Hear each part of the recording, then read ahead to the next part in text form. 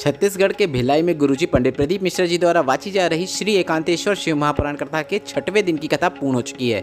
यह कथा 25 अप्रैल से 1 मई 2023 के दोपहर के 2 बजे से लेकर 5 बजे तक चलने वाली है। वैशाख का महीना पूर्ण होने वाला है, ऐसे में कुछ ही दिन शेष हैं। तो 1 मई 2023 वैशाख माह का अंतिम सोमवार है और साथ में मोहिनी एकादशी की तिथि भी है।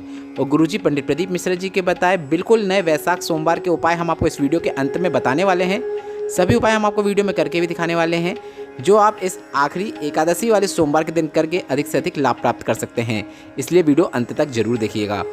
आज की कथा में गुरुजी ने 13 उपाय पत्र और उपयोगी जानकारी दी है। सभी की जानकारी हम आपको इस वीडियो के माध्यम से दे देंगे।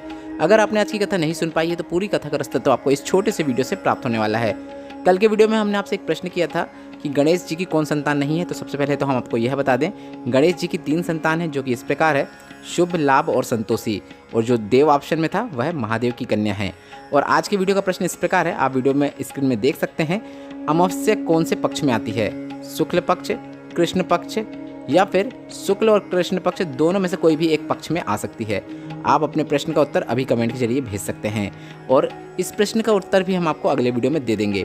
बढ़ते हैं आज की कथा की पहली जानकारी की ओर। कथा शुरू होते ही गुरुजी ने कहा, अगर हमारा मन भगवान की भक्ति में नहीं लग रहा है, अगर हमारा मन भगवान के भजन में नहीं लग रहा है, तो हमें कोई अच्छे गुरु की वाणी को समझकर, गुरु के दिए हुए मंत्र को समझकर उस मंत्र का जाप करना है। इस प्रकार से भी हमें महादेव की प्राप्ति हो सकती है। बढ़ते हैं आज की कथा की दूसरी जानकारी की ओर। गुरुजी ने कहा, जिस गांव में, जिस जगह में पानी की कमी होती है, वहाँ की फसल बिगड़ जाती है, बर्बाद हो जाती है। उसी तरह जिस समाज में, जिस घर में, जिस परिवार में संस्कार की कमी होती है, तो पूरी नस्ल बिगड़ जाती है। बढ़ते हैं आज की कथा की तीसरी जानकारी की ओर। गुरुजी ने कहा, एक पिता का पत्र आया था जिसमें उन्होंने नाम भी नहीं लिखा था और यह भी कहा था कि आप हमारा पत्र टीवी में मत दिखाइएगा। तो गुरुजी ने यह पत्र टीवी में दिखाने से मना किया था, जिसमें यह लिखा था कि मेरी जो बेटी है 14 वर्ष की है और वह प्रेम के जाल में फंसकर मेरी बेटी दूसरे धर्म में प्रवेश कर ली थी। इसके बाद तो गुरुजी ने आगे कुछ भी नहीं पढ़ा, बस इतनी ही इस पत्र की जानकारी दी। बढ़ते हैं आज की कथा की चौथी जानकारी की ओर। गुरुजी ने कहा, आज के बच्चों को घर का ज्ञान अच्छा नहीं लगता है, घर के बुजुर्गों का ज्ञान अच्छा नहीं लगता है, ना ही घर का भोजन अच्छा लगता है। ऐसे में आप ध्यान रखिएगा, जिसको घर का ज्ञान और घर का भोजन दोनों अच्छा लगना बंद हो जाता है, तो समझ लेना उसने विनाश की सीढ़ी चढ़ना प्रारंभ कर दी है। जिसका परिवार, जिसका घर अनुशासन में रहता है, तो उस घर में कभी भी दुशासन पैदा नहीं हो सकता। एक भाई को अपनी बहन के अनुशासन में रहना चाहिए, एक बहन को अपने भाई के अनुशासन में रहना चाहिए, घर के बच्चों को माता पिता के अनुशासन में रहना चाहिए, घर के बड़ों को, बुजुर्गों को पूर्वजों के अनुशासन में रहना चाहिए। इस प्रकार से अनुशासन में रहने से पीढ़ी श्रेष्ठ बनती चली जाती है। बढ़ते हैं आज की कथा की 5वीं जानकारी की ओर। ममता जी पत्र लेकर आई, जिसमें उन्होंने लिखा, यहाँ भिलाई के लोग बर्थडे और शादी समारोह में लाखों खर्च कर देते थे, पर इस बार शिव महापुराण की कथा में भिलाई वालों ने लाखों खर्च कर दिए। यह सब देखते ही बनता है। सोते सोते लोगों को उठा उठा कर व्यक्तियों ने उन्हें पन्नियाँ दी, जिससे वह पानी से बच सकें। ऐसी कथा कहीं और नहीं देखी। उसी का आभार व्यक्त करने के लिए यह पत्र लिख रही हूँ। बढ़ते हैं आज की कथा की 6वीं जानकारी की ओर। गुरुजी ने कहा, एक सन्यासी और एक गृहस्थी दोनों को बड़ा सावधान रहकर रहना पड़ता है। सन्यासी की मति और गृहस्थी की श्रीमती ठीक होना चाहिए। सन्यासी की मति ठीक होगी तो वह भगवान की भक्ति करके भगवान को प्राप्त कर सकता है, वैकुंठ की सीढ़ियाँ चढ़ सकता है। और वहीं एक गृहस्थ की श्रीमती भागवत भजन करने वाली होगी, मीठी वाणी बोलने वाली होगी, संतोष रखने वाली होगी, धैर्य रखने वाली होगी, सबसे स्नेह रखने वाली होगी, तो वह घर भी स्वर्ग बना देती है। बढ़ते हैं आज की कथा की 7वीं जानकारी की ओर। गुरुजी ने कहा, कल एक बहन ने पत्र लिखा था, जिसमें उन्होंने लिखा था कि मैंने सनातन धर्म को छोड़कर दूसरे धर्म में प्रवेश कर लिया था। गुरुजी ने कहा, हम दूसरे धर्म का नाम तो नहीं बताएंगे। फिर आगे पत्र में यह लिखा था कि दूसरे धर्म में जाने के बाद मुझे गलत दृष्टि से देखा जा रहा था, आदर, सम्मान और सत्कार कुछ भी प्राप्त नहीं हो रहा था। इसके बाद वह धर्म छोड़कर मैं वापस अपने सनातन धर्म में आ गई। यह सिर्फ और सिर्फ आपकी कथा और भोलेनाथ की भक्ति के द्वारा ही संभव हुआ है।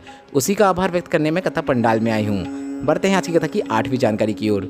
नीता तिवारी जी दुर्ग से पत्र लेकर आए, जिसमें उन्होंने लिखा, 2 वर्ष से टीवी में आपकी कथा सुन रहे हैं। मेरी छोटी बहन ने मुझे पशुपतिनाथ व्रत रखने की सलाह दी और विधि बताई। मैंने पशुपतिनाथ व्रत रखना शुरू किया और दूसरा ही व्रत पूर्ण हुआ था। मेरे बेटे की इंटरव्यू हुआ और उसके बाद उसकी स्कूल में नौकरी लग गई है। उसी का आभार व्यक्त करने में कथा पंडाल में आई हूँ। बढ़ते हैं आज की कथा की 9वीं जानकारी की ओर। स्वर्णलता चौरसिया जी पत्र लेकर आई, जिसमें उन्होंने लिखा, मेरे बेटे की शादी कई वर्ष पहले हो गई थी, पर बेटे को संतान का सुख नहीं था। कई डॉक्टरों को भी दिखाया, पर कुछ भी सही रिजल्ट नहीं मिला, कुछ भी सम्मुख नहीं था। फिर आपकी कथा सुनना शुरू किया और शंकर की भक्ति का सहारा लिया। मेरे बेटे और मेरी बहू ने पशुपतिनाथ व्रत करना शुरू किया और बाबा की कृपा से मेरी बहू का गर्भ ठहर गया और भोलेनाथ की कृपा से जुड़वा बच्चों ने जन्म लिया है। एक बेटा और एक बेटी हैं। उसी का आभार व्यक्त करने में कथा पंडाल में आई हूँ। बढ़ते हैं आज की कथा की 10वीं जानकारी की ओर।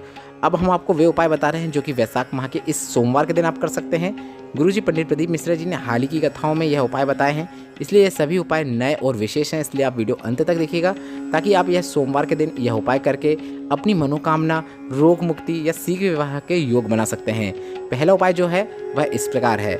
जब कोई विषम परिस्थिति में आप उलझे हुए हों, बहुत जीवन में परेशानियां चल रही हों, सब जगह आपने हाथ जोड़ लिए हो पर कुछ भी आपको प्राप्त नहीं हो पा रहा हो, विपत्ति से आप बाहर आ ही नहीं पा रहे हो, तो आपको यह उपाय करना है। यह मनोकामना पूर्ति का भी एक विशेष उपाय है। आपको एक बेलपत्र, एक चावल का दाना, एक सफ़ेद पुष्प, एक शमी पत्र, एक दूर्वा, एक घी का गोल बाती का दीपक, मतलब एक दीपक लेना है जिसमें घी का उपयोग करना है। इसमें आपको एकांतेश्वर महादेव की पूजन करना है।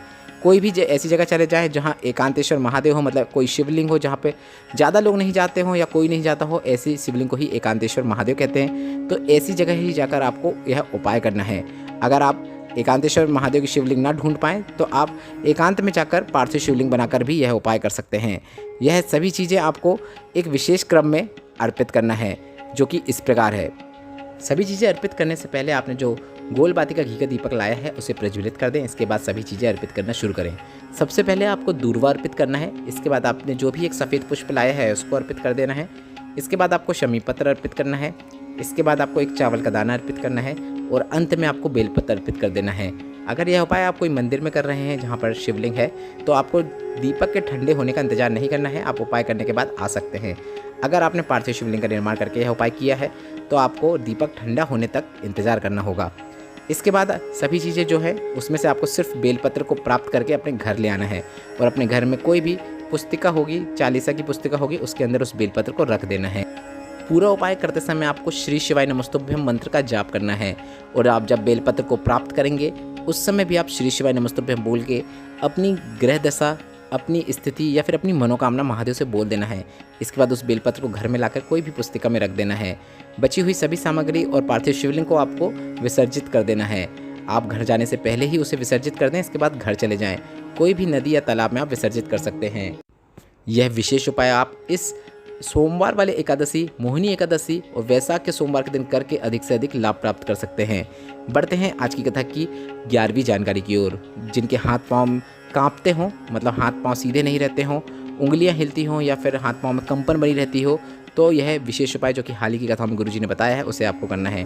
आपको थोड़ी सी काली तिल लेना है, एक बेलपत्र लेना है और एक शमी पत्र लेना है।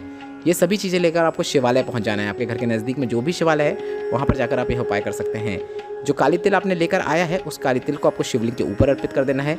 बेलपत्र और शमी पत्र जो आपने लाया है उसे भी आपको शिवलिंग के ऊपर ही अर्पित कर देना है। सबसे पहले काली तिल करें, इसके बाद बेलपत्र और इसके बाद शमी पत्र। इसके बाद बेलपत्र और शमी पत्र को उठाकर आपको जलाधारी के नीचे, जहाँ से जल नीचे गिरता है वहाँ पर रख देना है।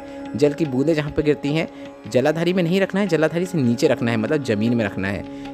इसके बाद आप श्री शिवाय नमस्तुभ्यम मंत्र का तो जाप करते ही रहें। इसके बाद जो काली तिल आपने अर्पित की है उसमें से 8 से 10 दाने निवेदन करके प्राप्त कर लें कि इसे औषधि कर दो महादेव। इस प्रकार से निवेदन करके वो 8 से 10 काली तिल के दाने प्राप्त कर लें और रोज़ सुबह खाली पेट हाटकेश्वर महादेव का नाम लेते हुए उन्हें आपको खाना है। बस इतना ही करना है। यह उपाय आप वैशाख माह में कभी भी किसी भी दिन कर सकते हैं और अब वैशाख माह के कुछ ही दिन बचे हैं तो आप यह उपाय अभी से करना शुरू कर दीजिए। आप 8-10 दिन तक खाएंगे तो वैशाख माह खत्म ही हो जाएगा, तो कोई दिक्कत नहीं है। बस आप उपाय की शुरुआत वैशाख माह में कर दीजिए। बढ़ते हैं 12वीं जानकारी की ओर। गुरुजी ने हाल ही की कथा में एक विशेष उपाय बताया था जिसमें गुरुजी ने कहा था लीवर, किडनी और पेट से जुड़ी समस्याएं हैं अगर आपको हैं, लीवर में सूजन है, किडनी में सूजन है या फिर पेट में गैस, एसिडिटी बनती रहती है, तो आपको शिवलिंग पर जल चढ़ाना शुरू करना है। और शिवलिंग पर जल चढ़ाते समय आपको कल्याणेश्वर महादेव का नाम लेना है। कल्याणेश्वर महादेव, कल्याणेश्वर महादेव, कल्याणेश्वर महादेव, इस प्रकार से नाम लेते हुए शिवलिंग के ऊपर जल अर्पित करें। लीवर, किडनी और पेट से जुड़ी जितनी भी समस्याएं हैं महादेव की कृपा से वे जरूर आपसे दूर हो जाएंगी। बढ़ते हैं 13वें और अंतिम उपाय की ओर, जो कि एकादशी का एक विशेष उपाय है, जो आपकी स्क्रीन में भी आप देखकर समझ सकते हैं यह उपाय आपको कैसे करना है। आपको एक जल कलश में जल भर लेना है। आपको गंगा जल भरना है। अगर आपके पास गंगा जल पर्याप्त मात्रा में ना हो तो आपको अपने घर का ही कोई जल भर लेना है और उसमें कुछ बूंदे गंगा जल की डाल देना है। इसके बाद आपको इसके अंदर 7 बेलपत्र डाल देना है। इस जल कलश के अंदर ही आपको 7 बेलपत्र डालना है और इस जल कलश का पूरा जल आपको नंदी भगवान के उठे हुए पांव पर अर्पित कर देना है। कलश के अंदर की 7 बेलपत्र आपको एक एक करके श्री शिवाय नमस्तुभ्यम बोलते हुए शिवलिंग के ऊपर अर्पित कर देना है। गुरुजी का यह बताया उपाय धन प्राप्ति, लक्ष्मी प्राप्ति, कर्जा मुक्ति के लिए किया जाता है। जीवन में आर्थिक स्थिति अच्छे करने के लिए यह उपाय किया जाता है। यह उपाय सिर्फ और सिर्फ एकादशी के दिन किया जाता है। तो प्रत्येक माह में 2 एकादशी आती है, तो आप यह उपाय माह में 2 बार कर सकते हैं। तो यह उपाय आप 2 से 3 बार करके देखिएगा, आपके घर में धन संबंधित सभी परेशानियां दूर हो जाएंगी। आज की कथा आपको कैसी लगी और उपायों से संबंधित अभी भी आपके मन में कोई प्रश्न हो तो आप कमेंट के जरिए पूछ सकते हैं और मेरे द्वारा दी गई यह जानकारी अगर आपको थोड़ी सी भी अगर उपयोगी लगी हो तो वीडियो को लाइक करके कमेंट बॉक्स में हर हर महादेव टाइप करना मत भूलिएगा। श्री शिवाय नमस्तुभ्यम। हर हर महादेव।